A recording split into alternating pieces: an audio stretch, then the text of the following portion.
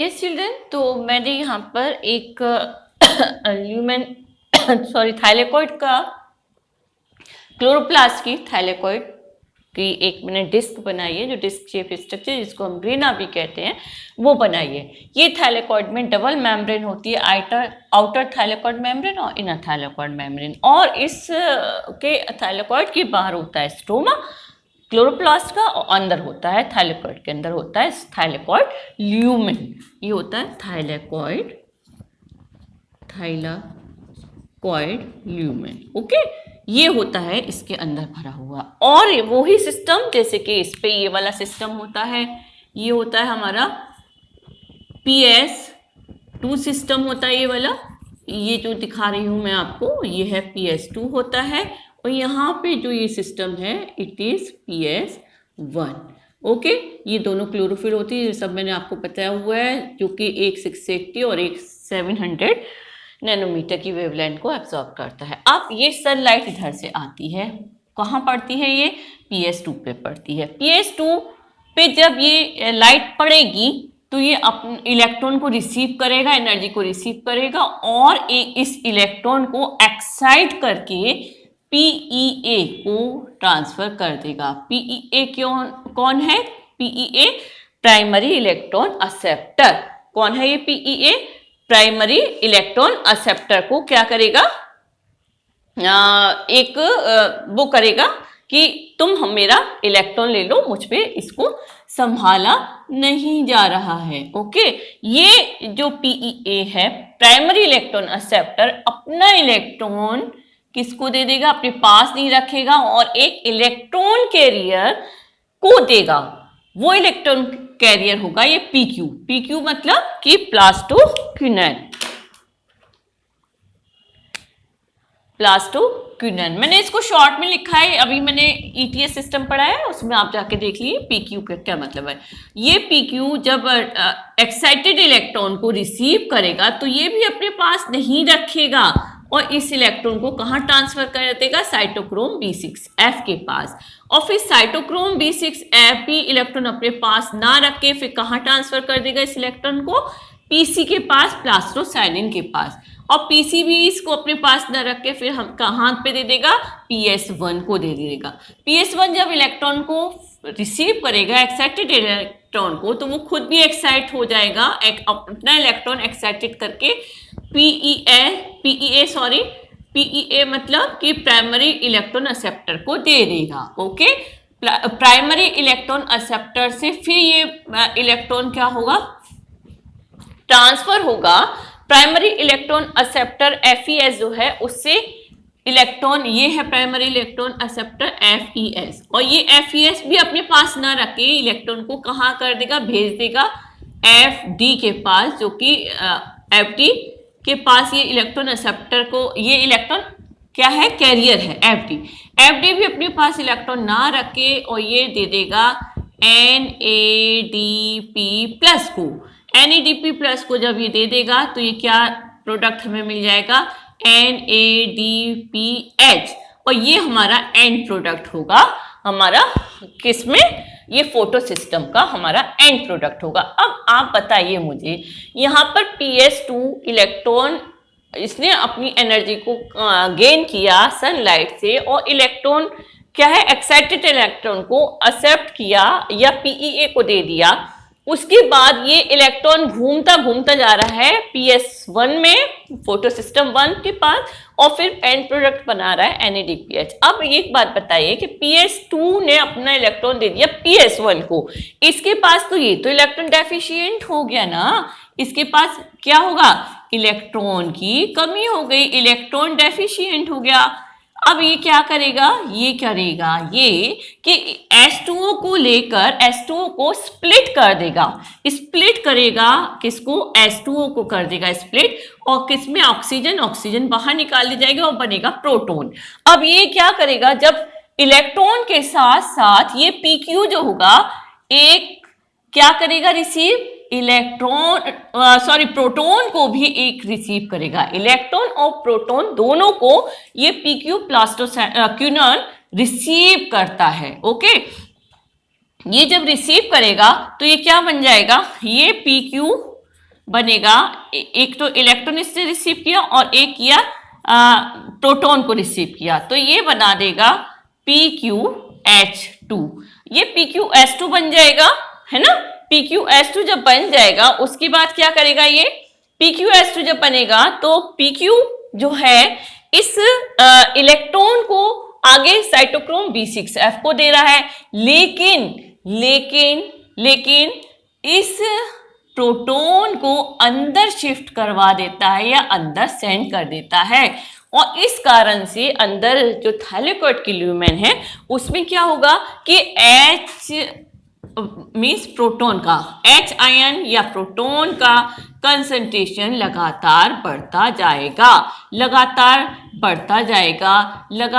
बढ़ता जाएगा, क्योंकि पानी H2O स्प्लिट होता रहेगा, इलेक्ट्रॉन वो आगे देता रहेगा, इलेक्ट्रॉन डेफिशिएंट PS2 होता रहेगा। तो ये जब इतना कंसंट्रेशन बढ़ जाएगा, और यहाँ पे जो स्ट्रोमा में जो क्लोरोप्लास्ट है उस पे हमारा जो हाइड्रोजन आयन है वो इतने नहीं है in comparison to inner side, क्योंकि कुछ जो प्रोटॉन्स हैं वो यहाँ पर भी घूम रहे हैं, और एक यहाँ पर इस स्ट्रोमा में एक और चीज बनी हमारे पास, ये NADP प्लस भी घूम रहा है और हाइड्रोजन आयन भी घूम रहे हैं, है ना। अभी इसको मैं दूसरे कलर से दिखाती हूँ। ये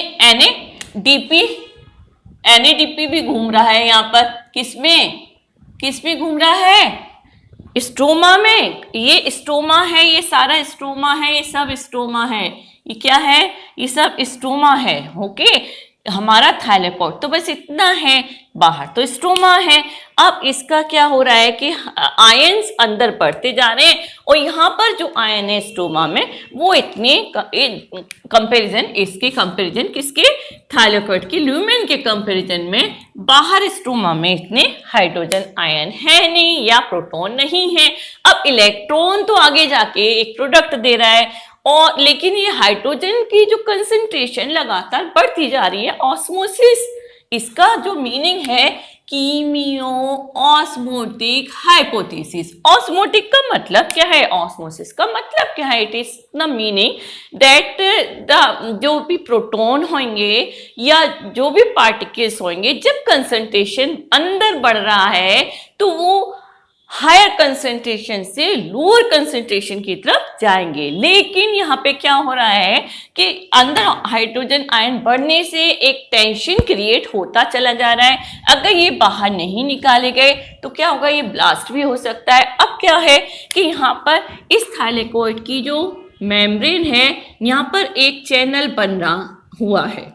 ओके, इस चैनल में ये पार्टिकल्स मौजूद होते हैं, CF0 और CF1 करके दो पार्टिकल्स होते हैं। इनर मेम्ब्रेन पे होता है CF0 और आउटर मेम्ब्रेन पे होता है CF1, है ना। जो स्टोमा के साइड में है मेम्ब्रेन उस पे CF1 होता है, जो अंदर ल्यूमेन की साइड में है उस पे CF0 होता है।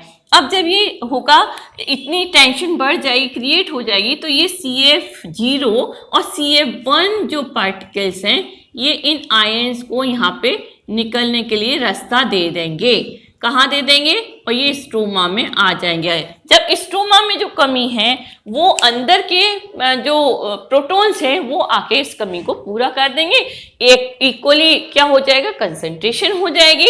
और वहाँ पे जो ब्लास्ट होने वाला था किस वजह से, प्रोटॉन की कंसंट्रेशन लगातार बढ़ती जा रही थी ल्यूमेन में, वो क्या होगी, मेंटेन हो जाएगी। इट इज द क्या होगा इसका कि ये एक हाइपोथेसिस मीन्स इस तरीके की थ्योरी साइंटिस्ट ने दी है। ऑस्मोटिक आपको मालूम ही है क्या होता है। जो थाइलेकोइड की जो मेम्ब्रेन है, ये जो थाइलेकोइड की वाली मेम्ब्रेन, अंदर वाली और बाहर वाली, ये किस तरीके से एक्ट करेगी, ट्रांस मेम्ब्रेन चैनल की तरह ये वर्क करेगी। Okay, is that clear.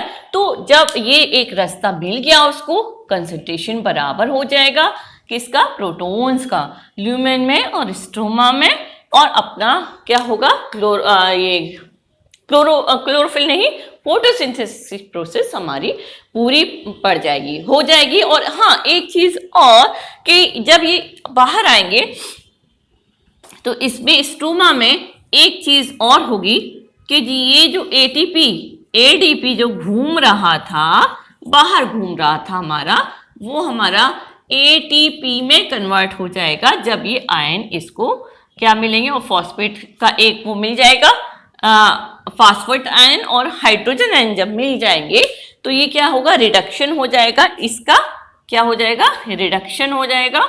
आपको मालूम है जब हाइड्रोजन आयन मिल जाएंगे, प्रोटॉन मिल जाएंगे एडीपी को, एडिनोसिन डाइफॉस्फेट को, तो वो किस में बदल जाएगा, एडिनोसिन ट्राइफॉस्फेट में by the process of reduction.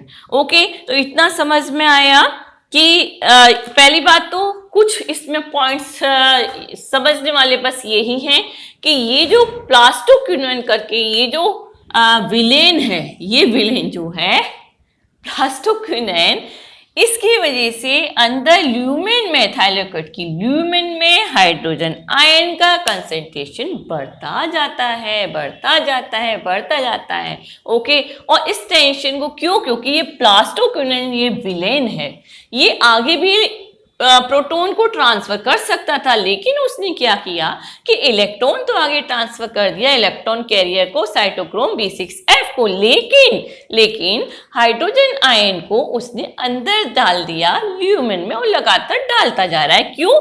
क्योंकि जब ये PS2 जो है इलेक्ट्रॉन देकर PS1 को क्या करेगा कि इलेक्ट्रॉन डेफिशिएंट हो जाएगा, और जब इलेक्ट्रॉन डेफिशिएंट हो जाएगा तो वो H2O को और वाटर को क्या करेगा, स्प्लिट करेगा, वाटर को स्प्लिट करेगा।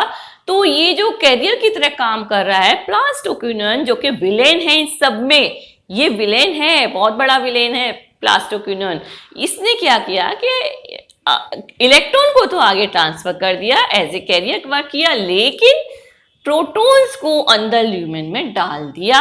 स्ट्रोमा में भी जाते हैं लेकिन इतने नहीं जाते जितने कि ल्यूमेन में जाते हैं।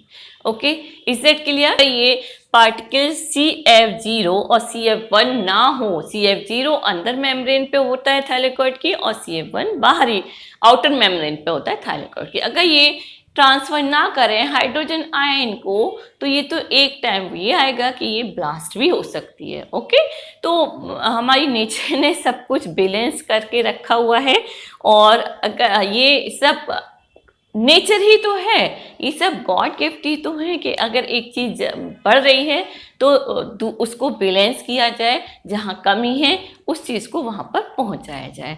ओके, तो children, it's all about the chemiosmotic theory. अब हम इसके बाद लेंगे C3 साइकिल, वो हम आगे बढ़ाएंगे। ओके, तो मिलते हैं अपने नेक्स्ट वीडियो में। बाय।